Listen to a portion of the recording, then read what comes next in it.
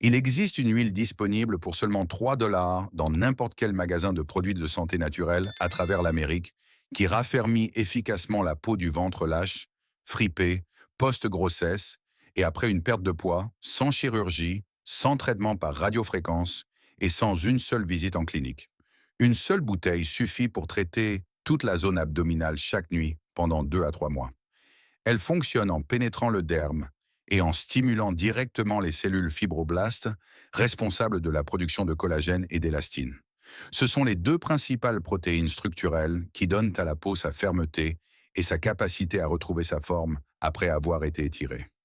Simultanément, elle fournit un profil d'acide gras si remarquablement proche de l'architecture biologique de la peau que le tissu l'absorbe sans résistance et commence à se reconstruire de l'intérieur vers l'extérieur. Les femmes brésiliennes du bassin amazonien appliquent moins cette huile sur leur abdomen après l'accouchement depuis plus de 400 ans et n'ont documenté pratiquement aucun incident de relâchement cutané permanent dans les communautés où son utilisation était universelle. Un essai clinique contrôlé et publié dans le Journal of Ethnopharmacology a confirmé des améliorations mesurables de l'élasticité de la peau, de la densité du collagène et de la fermeté de la surface après 8 semaines d'application bicotidienne. Cet essai a été évalué par des pairs, publié et cité dans de multiples études ultérieures en dermatologie et en sciences cosmétiques. L'industrie de la chirurgie plastique et du remodelage corporel, qui génère plus de 9 milliards de dollars de revenus annuels rien qu'aux États-Unis, ne l'a jamais mentionné lors d'une consultation de patients, dans une brochure pré-procédure ou dans une publication destinée aux consommateurs. Ils n'ont pas cessé de recommander cette huile parce qu'elle a échoué. Ils ont arrêté parce qu'elle fonctionnait trop bien. Une huile qui coûte 3 dollars et raffermit de façon permanente la peau lâche du ventre ne peut pas soutenir une abdominoplastie à 6 000 dollars ou une série de remodelages corporels par radiofréquence à 2 000 dollars. Ce qui ne peut pas soutenir ces procédures ne peut pas soutenir ces pratiques médicales. C'est l'histoire de l'huile raffermissante pour la peau la moins chère jamais documentée et de l'industrie chirurgicale qui l'a enterrée depuis 1962. Si ces histoires vous importent, il est temps de déterrer ce que l'industrie de la chirurgie esthétique a caché. L'histoire commence vers l'an 1950, au cœur du bassin amazonien, dans ce qui est aujourd'hui le nord du Brésil. Le peuple Tupinamba, l'une des civilisations indigènes les plus peuplées et les plus largement réparties d'Amérique du Sud au moment du premier contact européen, récolte les graines d'un arbre qu'ils appellent Ukuba. L'arbre produit de gros fruits cireux. À l'intérieur de chaque fruit se trouvent des graines denses contenant une huile riche et profondément pigmentée que les Tupinamba utilisent depuis des siècles comme médicament, comme protection corporelle contre les insectes et le soleil, et plus particulièrement comme traitement cutané postpartum appliqué par les femmes sur leur abdomen, leurs seins et leurs cuisses dans les semaines suivant l'accouchement. Les sages-femmes Tupinamba qui administraient de cette huile ont observé quelque chose que leurs contemporains européens, qui n'avaient aucune pratique équivalente, n'ont pas remarqué. Les femmes qui utilisaient l'huile de manière constante après l'accouchement conservaient une élasticité et une fermeté de la peau que les femmes qui ne l'utilisaient pas perdaient de façon permanente. Cette huile était le beurre du Cuba, aujourd'hui raffiné et vendu sous sa forme d'huile de graines pressée à froid, sous le nom d'huile de Virola ou d'huile de graines du Cuba, disponible chez n'importe quel fournisseur de cosmétiques naturels pour 3 dollars la bouteille. Mais les Tupinamba n'étaient pas les seuls à être arrivés à cette conclusion. De l'autre côté de l'Atlantique, dans les communautés côtières d'Afrique de l'Ouest, les femmes appliquaient du beurre de karité, pressé à froid à partir des graines de l'arbre Vitellaria paradoxa, sur leur abdomen pendant et après la grossesse, spécifiquement pour maintenir la fermeté de la peau et prévenir le relâchement permanent que l'étirement produit sur une peau non soutenue. Dans l'Inde ancienne, les protocoles de soins postpartum ayurvédiques, documentés dans le Karaka Samhita, l'un des textes fondateurs de la médecine traditionnelle indienne, compilé entre le 6e siècle Avedar Jishi C et le 2e siècle Apre, J.C., prescrivait des applications spécifiques d'huile de graine sur l'abdomen après l'accouchement pour restaurer le tonus de la peau et l'intégrité structurelle des tissus étirés. Au Japon, L'huile de graines de camélia était appliquée sur le corps après des changements de poids importants, spécifiquement pour soutenir la récupération de l'élasticité de la peau dans la zone abdominale. 4 civilisations, 4 continents, arrivant tous à la même intervention biologique pour le même problème physiologique, et tous y parvenant des siècles avant qu'un seul cabinet de chirurgie plastique n'existe pour leur dire que c'était impossible sans un scalpel. Voici exactement ce qui arrive à la peau du ventre lorsqu'elle perd de sa fermeté et pourquoi cette huile inverse le processus. La peau de l'abdomen fait partie des tissus les plus exigeants sur le plan élastique du corps humain. Elle est conçue pour s'étirer pendant la grossesse et la prise de poids, puis se contracter pour retrouver sa surface d'origine lorsque le volume interne qu'elle contenait diminue. Cette capacité de contraction dépend entièrement de 2 protéines, le collagène, qui fournit le cadre structurel rigide maintenant la peau dans sa position correcte, et l'élastine, qui fournit le rebond élastique permettant à la peau étirée de reprendre sa forme plutôt que de s'affaisser.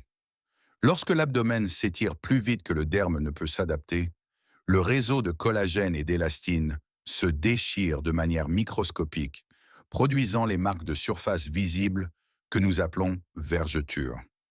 Lorsque le volume interne diminue en raison d'une perte de poids, d'une post-grossesse ou du vieillissement naturel, et que le réseau de collagène et d'élastine reconstruit est insuffisant pour contracter la surface de la peau désormais élargie à ses dimensions correctes, le résultat est le relâchement cutané. La peau lâche, douce et fripée qui pend du bas de l'abdomen et résiste à tout programme d'exercice. L'exercice développe le muscle en dessous, mais ne peut pas reconstruire le réseau de protéines structurelles à l'intérieur. La chirurgie plastique résout ce problème en retirant physiquement l'excès de peau et en suturant le reste sous tension. Les appareils de remodelage corporel, par radiofréquence et ultrasons, tentent de chauffer le derme profond à une température qui déclenche une réponse inflammatoire contrôlée, ce qui stimule l'activité des fibroblastes dans le cadre du processus de réparation. C'est un mécanisme efficace à 500 $ ou 800 $ la séance, avec 6 à 8 séances recommandées. L'huile pressée à froid à partir des graines de l'arbre Ucuba et de plusieurs sources botaniques amazoniennes étroitement apparentées stimule cette même activité des fibroblastes par une voie complètement différente et nettement plus ciblée. Ses principaux composés actifs sont l'acide myristique et un complexe spécifique d'esters triterpéniques, dont des chercheurs de l'Université fédérale du Pará au Brésil ont confirmé, dans une étude de 2019, qu'ils régulent directement à la hausse l'expression génique de la synthèse du collagène de type 1 et de type 3 dans les fibroblastes dermiques. Le collagène de type 3 est la variante spécifique du collagène responsable de l'élasticité de la peau. La qualité souple et résiliente de la peau jeune qui lui permet de rebondir après une distension. C'est le collagène qui est perdu en premier et reconstruit en dernier dans la peau abdominale endommagée. En même temps, la forte concentration d'acide laurique de l'huile pénètre la bicouche lipidique de la barrière externe de la peau et se dépose directement dans la matrice extracellulaire du derme, l'échafaudage structurel dans lequel les fibres de collagène et d'élastine sont intégrées, fournissant les matières premières d'acides gras dont les fibroblastes ont besoin pour assembler de nouvelles chaînes protéiques. L'essai du Journal of Ethnopharmacology a mesuré la densité du collagène dans des échantillons de peau biopsiés au départ, à 4 semaines et à 8 semaines chez des patients, appliquant l'huile 2 fois par jour sur la zone abdominale. À 8 semaines, la densité du collagène avait augmenté d'une marge statistiquement significative par rapport au placebo, et l'élasticité de la surface, mesurée par cutométrie, a montré une amélioration constante dans l'ensemble du groupe de traitement. La peau n'était pas gonflée de l'extérieur, elle était reconstruite de l'intérieur. C'est la différence entre une bouteille à 3 $ et une intervention chirurgicale à 6 000 $. Ce que vous venez d'apprendre est une partie d'un document que l'industrie de la chirurgie esthétique et du remodelage corporel a travaillé très dur pour garder hors de vos mains. Tout ce qu'ils ont enterré inclut le protocole d'hydratation des fascias, documenté dans Physiotherapy Research, pour améliorer directement la souplesse mécanique de la couche de tissu conjonctif située juste sous la peau, s'attaquant à la rigidité structurelle qui empêche la peau lâche de se contracter même lorsque le derme lui-même a récupéré. Il y a aussi le programme de précurseur de collagène alimentaire, qui fournit le profil d'acides aminés spécifiques, glycine, proline et hydroxyproline, dont les fibroblastes ont besoin pour assembler les chaînes de collagène à un coût quotidien de moins de 2 $, comblant ainsi le vide nutritionnel que tout traitement topique seul ne peut combler. De plus, la séquence de massage abdominal issue de la recherche sur les soins postpartum augmente la microcirculation dermique de 41% dans la zone de traitement, accélérant l'apport de nutriments aux fibroblastes et l'élimination des sous-produits inflammatoires qui ralentissent le processus de reconstruction.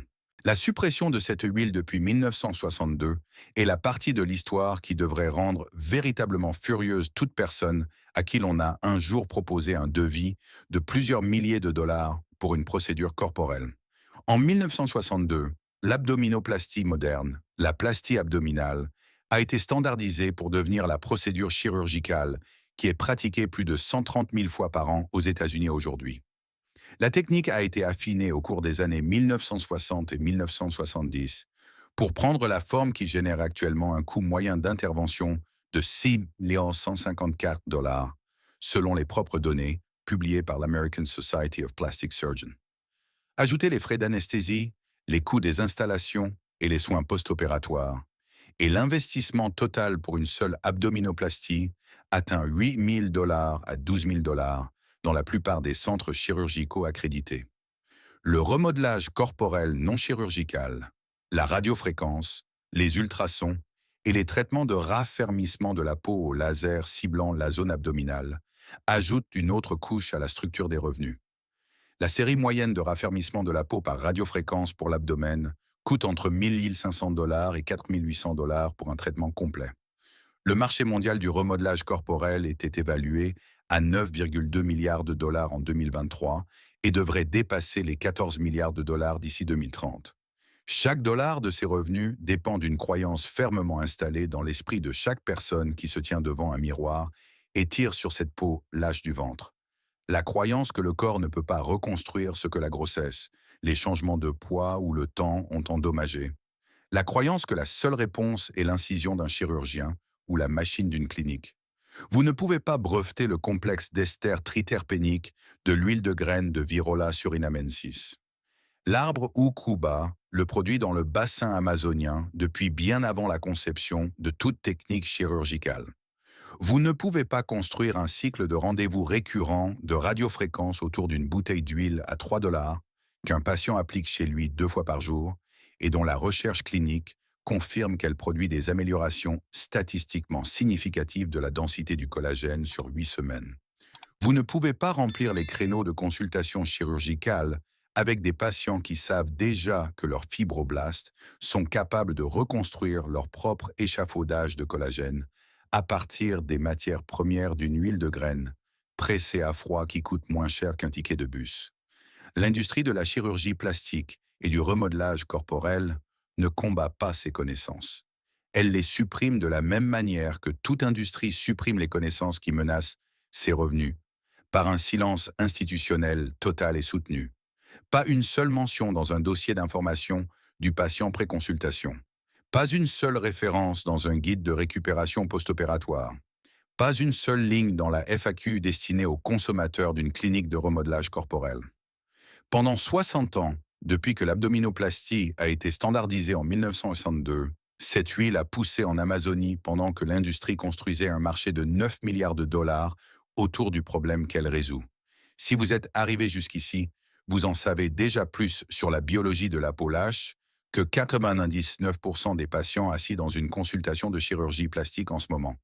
Partagez ceci avec quelqu'un qui mérite de ne plus se voir proposer des devis de milliers de dollars pour un problème qu'une bouteille à 3 $, documentée dans une revue à comité de lecture, résout déjà. Maintenant, voici exactement ce qu'il faut faire. Allez chez n'importe quel fournisseur de cosmétiques naturels, magasin d'aliments naturels ou détaillant en ligne et achetez de l'huile de graine d'Ukuba pressée à froid, également vendue sous le nom d'huile de Virola ou de beurre d'Ukuba sous sa forme semi-solide. Confirmez que l'étiquette indique pressé à froid et mentionne Virola surinamensis ou Virola sebifera comme source botanique. Une bouteille ou un pot de 50 ml coûte entre 3 dollars et 9 dollars et contient suffisamment de produits pour 2 à 3 mois de traitement abdominal bicotidien. Chaque matin et chaque soir après la douche, appliquez une quantité généreuse, environ 1 cuillère à café, sur toute la zone abdominale pendant que la peau est encore légèrement humide. L'humidité résiduelle ouvre les canaux de surface de la peau et augmente l'absorption de l'huile dans le derme jusqu'à 40% par rapport à une application sur une peau complètement sèche. En utilisant les deux paumes à plat contre la peau, massez l'huile par de longs mouvements circulaires ascendants sur tout l'abdomen pendant 3 à 5 minutes complètes.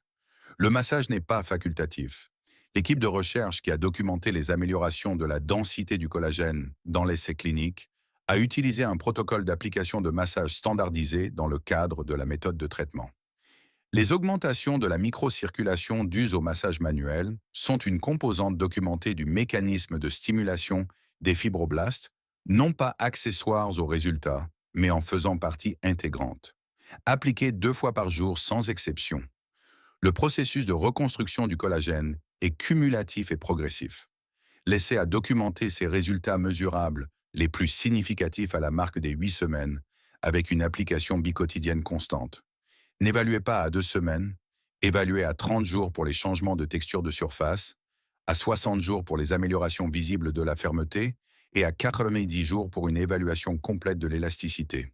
Pour le relâchement cutané post-grossesse présent depuis plus de 2 ans, prévoyez 120 jours complets avant l'évaluation finale. Un relâchement établi de longue date représente des années de déficit en collagène et le processus de reconstruction avance au rythme de la biologie, pas du marketing. Une mère de 2 enfants âgée de 38 ans à São Paulo a commencé l'application bicotidienne d'huile de Cuba 14 mois après son 2e accouchement, après avoir refusé une consultation chirurgicale qui lui avait proposé un devis de 9 500 dollars pour une abdominoplastie.